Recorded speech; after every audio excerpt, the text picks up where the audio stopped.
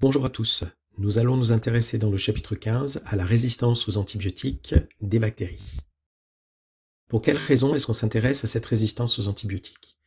Depuis leur découverte dans les années 1920, je vous rappelle que la pénicilline a été découverte par Alexander Fleming avec une expérience sur un champignon qui est le pénicillium.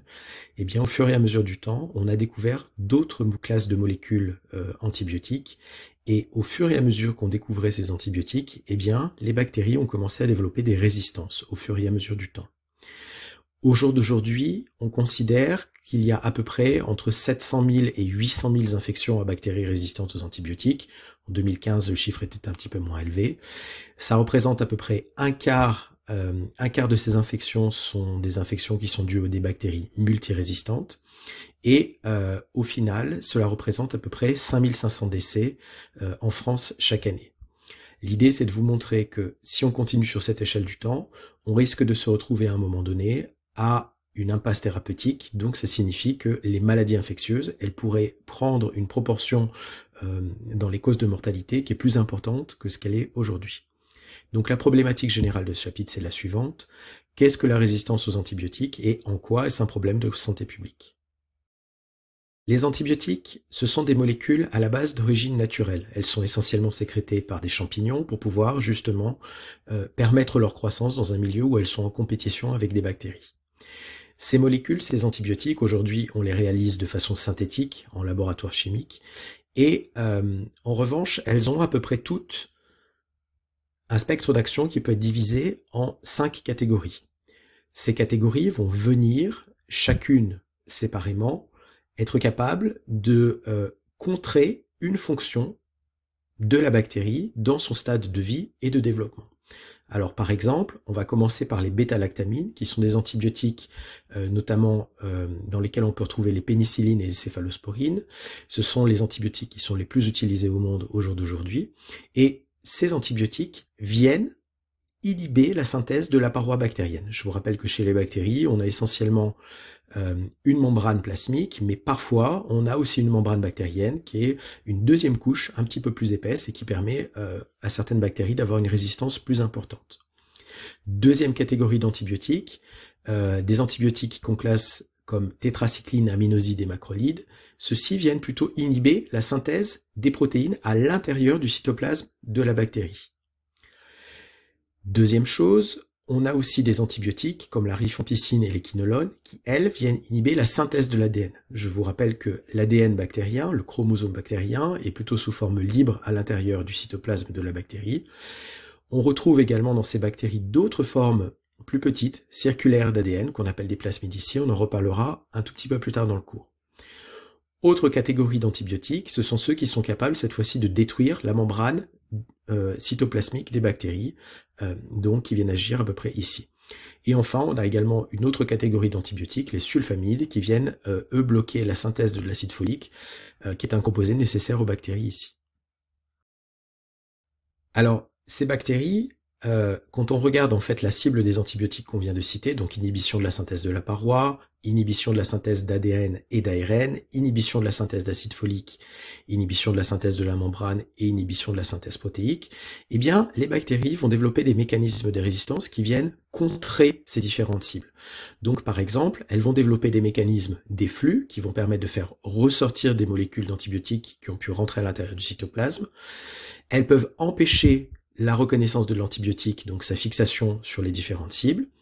Elles peuvent également modifier la cible de l'antibiotique, notamment par exemple pour ce qui est de l'ADN polymérase.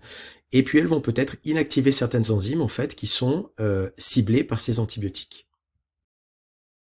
Comment est-ce qu'on reconnaît la résistance des bactéries aux antibiotiques? Pour cela, on a une expérience qui s'appelle un antibiogramme qui va nous permettre de tester la sensibilité ou bien la résistance de ces bactéries aux différents types d'antibiotiques. L'expérience qu'on réalise sur une boîte de pétri et donc sur un milieu gélosé nutritif, on va développer une souche de bactéries en particulier et on va venir placer à l'intérieur des petits disques qui contiennent une certaine quantité, une certaine dose d'antibiotiques qui est pré-imbibée à l'intérieur de ce petit disque. On va laisser pousser les bactéries et on va regarder ensuite le résultat. Les résultats sont les suivants. on peut observer ce qu'on appelle des plages de lyse, donc des plages, des zones dans lesquelles les antibiotiques vont empêcher la croissance de certaines bactéries. Ces zones, ici représentées blanches sur le schéma, ça représente des zones de sensibilité des bactéries à cet antibiotique. Autrement dit, quand on place la bactérie en présence de l'antibiotique, elle n'est pas capable de pousser, et donc on observe cette plage blanche ici. Parfois, on va au contraire observer une absence de cette plage de lyse, donc il n'y aura pas d'inhibition du développement de la bactérie, et donc à ce moment-là, on va considérer que cette bactérie, elle est résistante à l'antibiotique. Alors, l'ensemble de ces observations, ça nous permet de déterminer ce qu'on appelle la CMI, donc la concentration minimum inhibitrice, et cette CMI, en fait, elle va être calculée tout simplement par le diamètre de ce fameux cercle d'inhibition. Donc on va venir mesurer le cercle qui est présent sur la gélose, ici vous en avez un exemple dans la réalité, et on va venir le reporter sur un graphique standard, qui est une mesure en millimètres. Alors ici vous avez différents antibiotiques, pénicilline, ampicilline, acide nalidixique et la tétracycline, et en fonction du diamètre d'inhibition, on va rentrer cette bactérie dans 3 catégories. Soit elle est sensible, donc ici c'est la zone en noir, c'est la sensibilité ici, soit elle est dans une zone plutôt intermédiaire, ici, soit elle est dans la zone blanche, elle est dans la zone de résistance. Sur la boîte exemple qui est sur cette diapositive, vous pouvez voir qu'ici on a une bactérie qui a l'air résistante à cet antibiotique puisqu'il n'y a aucune plage de lyse autour. Ici, elles ont l'air plutôt sensibles aux 2 disques d'antibiotiques qui sont placés là. Et enfin, on a une zone dans laquelle on a plutôt une résistance intermédiaire puisqu'on a quand même une petite plage de lyse mais qui n'est pas très importante. Comment est-ce que ces bactéries vont acquérir cette résistance aux antibiotiques? Premier mécanisme, c'est l'apparition de mutations spontanées. Donc dans le génome, vous le savez, on a l'apparition de mutations spontanées au fur et à mesure des cycles de division. Et donc, ces mutations, elles vont parfois cibler certains des aspects qu'on a vus dans les 2 diapositives précédentes et qui vont faire apparaître une résistance aux antibiotiques. Alors, dans le cas où on est dans un milieu sans antibiotiques, donc dans lequel on ne met aucune pression de sélection sur ces bactéries, eh bien vous avez vu qu'en fait, on ne continue pas à accroître la quantité de bactéries résistantes. Ici, elles restent plutôt relativement minoritaires par rapport aux bactéries qui restent sensibles. En revanche, lorsqu'on va les mettre dans un milieu qui est avec antibiotiques, donc dans un milieu où il y a une pression de sélection, bien évidemment, au cours des cycles de réplication de la bactérie, l'antibiotique va venir enlever les bactéries qui sont sensibles, et les seules qui vont pouvoir se diviser et se multiplier, ce sont celles qui sont résistantes. Ce phénomène est accentué par le fait que les bactéries ont un temps de génération qui est très court, 20 minutes. Donc à chaque division bactérienne, on prend le risque en fait d'augmenter la proportion de bactéries qui sont résistantes aux antibiotiques. Deuxième mécanisme qui existe, c'est un mécanisme qu'on appelle le transfert de gènes horizontal. En effet, les bactéries, elles sont capables d'échanger du matériel génétique entre elles.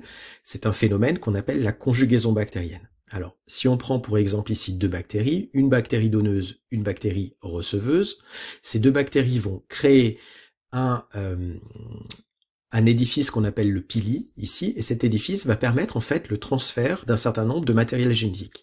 Alors le matériel génétique qui va être transféré, ce n'est pas l'ADN directement génomique, d'accord? Ce n'est pas l'ADN ici qui est présent sous forme des condensés dans le cytoplasme, mais plutôt l'ADN sous forme circulaire, cet ADN qu'on appelle des plasmides. Et donc au cours d'un cycle de réplication, cet ADN va être transféré d'une bactérie vers une deuxième. Alors vous avez compris que si cet ADN porte une résistance à un antibiotique, eh bien la bactérie donneuse va pouvoir donner ce gène à une bactérie receveuse qui va elle-même acquérir ce nouveau caractère. Vous avez ici une image en microscopie de ce phénomène, ici donc un pilus qui est formé entre les deux bactéries qui sont plutôt des coliformes, et donc ce phénomène, il est d'autant plus important qu'il est possible entre différentes espèces. Donc par exemple, entre toutes les bactéries entériques, on est capable d'avoir ce transfert de différents types de gènes.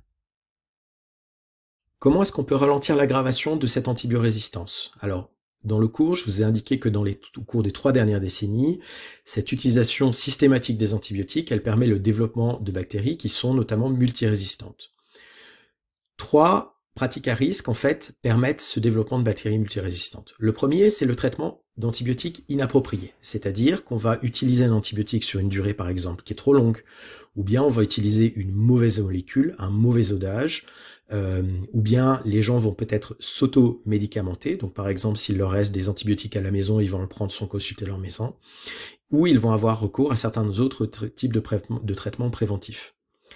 Deuxième chose, le traitement préventif est systématique dans les élevages intensifs, notamment les volailles et les porcs. On va le revoir dans une diapositive suivante. Et enfin, l'utilisation d'un certain nombre de produits qu'on appelle des biocides, qui sont des molécules assez proches des antibiotiques et qu'on retrouve dans certains désinfectants, les savons, les nettoyants et les désinfectants pour hôpitaux, et qui vont avoir tendance à favoriser en fait l'apparition des résistances dans ces bactéries. Alors, si on s'intéresse à une pratique à risque en particulier, celle dans laquelle on utilise des antibiotiques en tant que facteur de croissance dans les élevages, eh bien, on se rend compte que jusqu'à un certain temps, ces antibiotiques étaient mélangés à de très faibles quantités à la nourriture des animaux pour avoir un effet d'augmentation de leur masse musculaire. Et donc, cette utilisation, au jour d'aujourd'hui, elle est interdite au sein de l'Union européenne depuis 2006, mais elle continue dans certains pays. Et donc, on se rend compte en fait sur ce graphique que cette utilisation des antibiotiques comme facteur de croissance, elle a favorisé en fait l'apparition de l'antibiorésistance par rapport à certains types de bactéries, notamment les bactéries qui sont isolées à partir des fécès de soit des poulets, soit des porcs dans des élevages intensifs. Alors, quel type de pratiques individuelles et collectives on peut mettre en place pour essayer de limiter cette antibiorésistance? Première chose, l'utilisation d'antibiotiques de façon encadrée, adaptée et avec un respect des traitements, donc avec une posologie qui est respectée et surtout un choix qui est justifié. Autrement dit, bien faire attention d'utiliser des antibiotiques sur des maladies bactériennes et non pas sur des maladies virales sur lesquelles les antibiotiques n'ont aucun effet. Deuxième chose, on va éviter les pratiques de désinfection, elles doivent être raisonnées parce que, en fait, trop de désinfection va avoir tendance à laisser de la place à certaines bactéries qui sont multirésistantes. On va également utiliser des pratiques prophylactiques, donc c'est-à-dire en fait de pré-traitement pour limiter l'emploi des antibiotiques. C'est notamment toutes les mesures d'hygiène, le lavage des mains, la désinfection de certaines surfaces, etc. Et enfin, dernier point, on peut également utiliser la vaccination pour limiter le nombre de maladies et leurs complications. Notamment dans le cours, je vous ai donné un exemple, certaines maladies respiratoires comme la grippe peuvent être aggravées par des infections en fait pulmonaires qui sont dues à certains types de bactéries. Donc si on peut vacciner contre ces bactéries, eh bien on aura moins de complications par rapport à des maladies virales qui elles de toute façon ne seront pas traitées par des antibiotiques. Tout cela va s'accompagner de campagnes d'information et surtout de la mise en place de réseaux de surveillance de résistance bactérienne aux antibiotiques. Vous en avez vu un exemple dans l'activité numéro 2 où on va surveiller que aux différents coins de la planète, on n'ait pas des zones, des clusters de résistance bactérienne qui vont se développer. Si on regarde le bilan de cette résistance aux antibiotiques, parfois, dans certaines bactéries, on a des mutations aléatoires qui vont apparaître et qui vont avoir tendance à cibler des gènes de résistance aux antibiotiques. En parallèle, on peut avoir des bactéries qui vont transférer ces gènes l'une à l'autre et qui vont également venir développer ces gènes de résistance. Ces deux mécanismes vont conduire au développement de souches qui sont potentiellement multirésistantes. Cette résistance, elle va se propager notamment par l'utilisation d'antibiotiques dans les élevages, dans les animaux d'élevage, et qui vont éventuellement être transmis par la chaîne alimentaire à l'homme derrière. En parallèle, la prise répétée d'antibiotiques par voie classique de traitement, elle va aussi conduire à l'apparition de bactéries résistantes, notamment par exemple dans le tractus intestinal, dans lequel la flore commensale est, je vous le rappelle, relativement importante. Donc l'idée, c'est d'essayer de minimiser cette propagation au fur et à mesure pour éviter d'arriver à des problèmes de traitement et de thérapeutique dans les années à venir. Merci à vous.